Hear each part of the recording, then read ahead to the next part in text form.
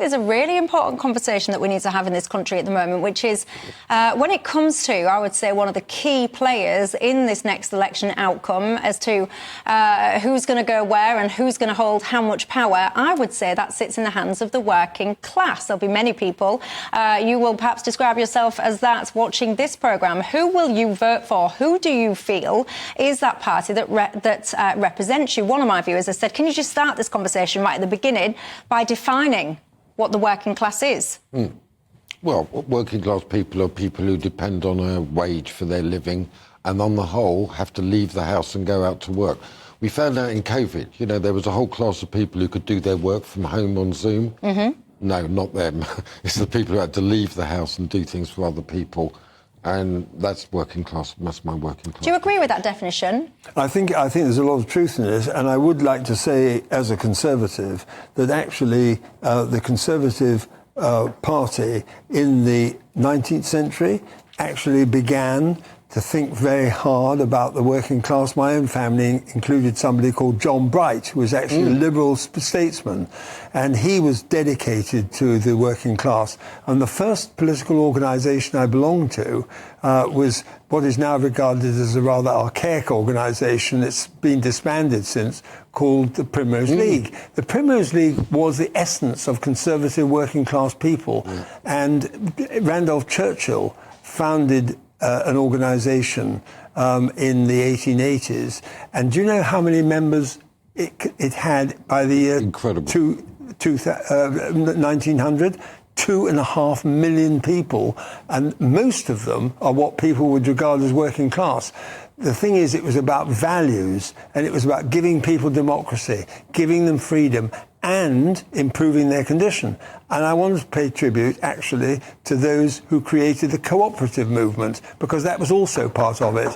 And I, if I may be allowed to say so, my family founded the Abbey National Building Society. That was a mutual, the National Provident, both of which were aimed they were aimed at mutuality, not just profit. And so this attitude, which I've been describing in this programme, to me is terribly important. It's about not just being focused on your own personal improvement.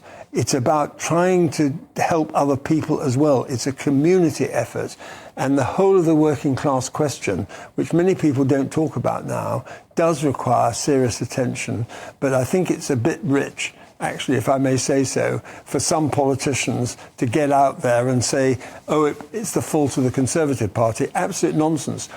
COVID, for example, and the amount of money, 400 billion, as I understand it, was paid in order to protect people during that period. Only because the Tories took the decision to close the economy down. Well, I think that's a very big issue, which we probably haven't got time to go in for now. I mean, I was living through it like you were, and people can have different views about this. What I can say but I just think when people say, oh, the Tories, we gave you such a safety net, and by the way, there'll be many self-employed people who will say that they were part of the excluded group that got nothing.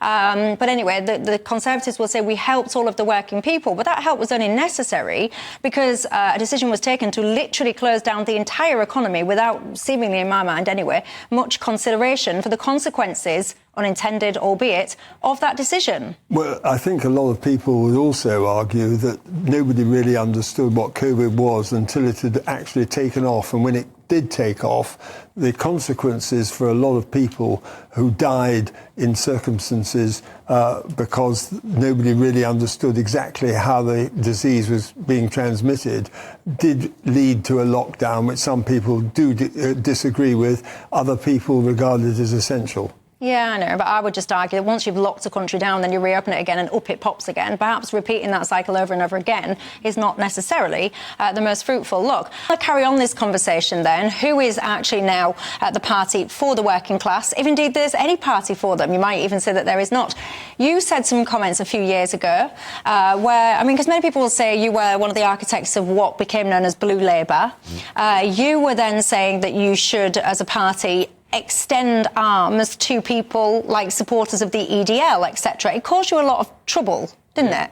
A lot of trouble, and was obviously polarised and misunderstood.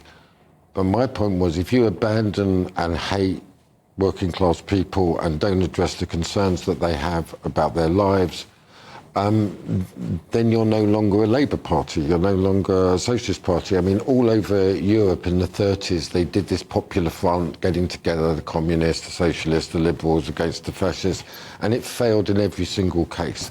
And the Labour movement, my party, the tradition that I work within, is an absolutely unique and fantastic thing. So what Bill was talking about, the cooperatives, the burial societies, so that working class people wouldn't be abandoned to a pauper's grave, that they built a dignity of death was a reflection of the dignity of their labour and their lives, and that spread to other areas, to education, to the issue of mutual support. And insurance as well. A massively important aspect. But it's a long story, Michelle. Over a period of time, we just talked about D-Day. An enormous point of pride for my party is that when the British people voted in 1945, they had no hesitation about supporting Attlee and Bevin and those who worked in what must be the greatest government bill, which was the War Cabinet, which was an astonishing government, with Churchill and Attlee and Bevin and Morrison. So my party grew out of the working class, for the working class, and it was a mixture of conservative and radical. Now, what's happened over the years is that increasingly the policy people and people like me, academics and intellectuals, took it over. So it lost its distinctive paradoxical form, by which I mean that it became more and more liberal and progressive, which led to an estrangement. And we saw that when I was talking after the new Labour government, which assumed that the working class didn't matter, and Brown was part of that. Yeah, with his Gillian Duffy bigot comment. Yeah. So I was saying, don't despise and abandon working class people. They are our leaders, they are our hope, and they are the hope of our country. I think it's absolutely sensible what you said. Yeah, so I wasn't talking about talking to the leaders. I was saying, if there's EDL supporters, you've got to engage them, and you've got to engage people in building a broad-based coalition.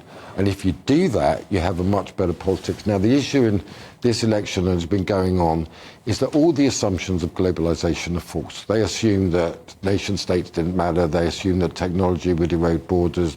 And they assumed that working class people didn't matter. That we had to go for...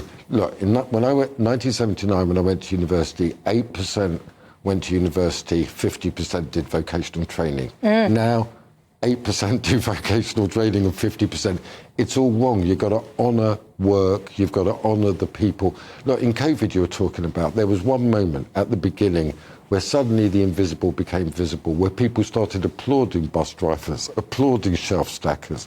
What happened to that? That insight, suddenly we recognise how we depend on and the NHS workers. And people who go out to work for their living. Well, this is very important. Don't hide Let me behind ask their you this, Bill, because on my website, my viewers are getting in touch with myself and each other. Many people are saying the party that represents the working class is Reform. No, I don't subscribe to that, actually, I'm afraid. This is a misunderstanding of what's going on.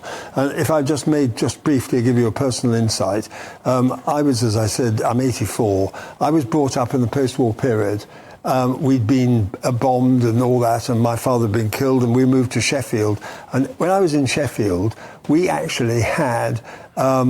I grew up and used to play cricket and rugby, and I used to play with miners and steel workers. I had real love for these people, the miners, and that's what led me to end up as being one of the advocates of the miners during the miners' strike. I wasn't on the side of the NUM so much as the UDM, but because I understood the nature of the work that they did and how important that was in society, it made me very, very conscious and very supportive of the working class people that I used to grow up with. Yeah, but in present day now, there is a huge amount of working class people that either A, won't vote because they feel entirely disenfranchised from the whole thing, quite frankly, or B, they are desperate for an alternative, and they do see that a party like Reform, for example, would be the answer to their political prayers. Well, there's talk about Tory defections. perhaps, over to that Reform Party as well. You've also seen the situation, of course, with Lee Anderson.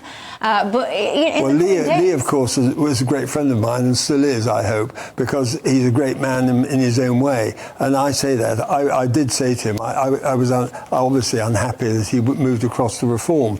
But let me just say this.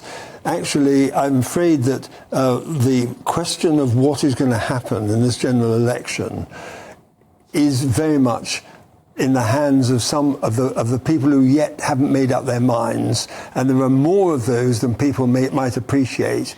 And even if they've said they've made up their minds, just watch this space, because actually, the polls haven't moved though. Well, the polls since the election. What I'm about to say hasn't been explained as well as perhaps it could be, and it's very simple. If you want to change legislation to improve the lot of people, you have to be able to have a majority in the House of Commons. But then you had a majority in the House of Commons. No, listen, if I may just say this. Actually, we're talking about this general election and what's going to happen. My view is that Brexit has actually achieved far more than people imagine, because it's given back the freedom and self-government to the people of this country, so that when they vote, they can have their own MPs, whether they're Labour or Conservative or any other party. But you have to have a majority in the House of Commons to pass legislation. I'm afraid the Reform have no prospect whatsoever, and it's very dangerous, this. Well, if you listen to Reform... Wait a minute, if I may just finish. You have to produce, you have to have a majority to pass a single word of legislation, and I'm afraid that's not going to happen with Reform. Well, if you were to listen to Nigel Farage, he would say that it's essentially a done deal and that the Labour Party have already won, so now he wants them to become the opposition. I think he's talking nonsense. He's going to have strong opinions on that, I can tell you.